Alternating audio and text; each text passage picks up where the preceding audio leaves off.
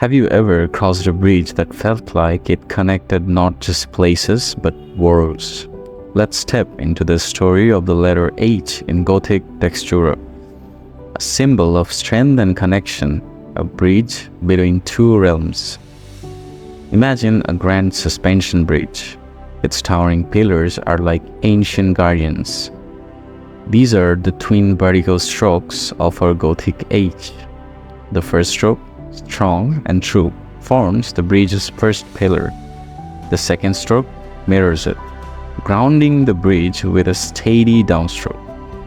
Between these pillars lies the crossbar, the bridge's deck, a simple horizontal stroke that connects the two sides, bringing together what was once divided. The H Gothic texture is a bridge that invites us to connect and to reach out across the divide. It's a reminder that true power lies in the bridges we build, the connection we forge, and the strength we find in unity.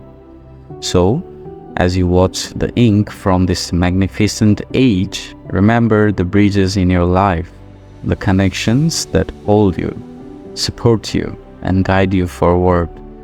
This is more than just a letter. It's a journey across a bridge of ink, built with the strokes of our craft, strong and steadfast.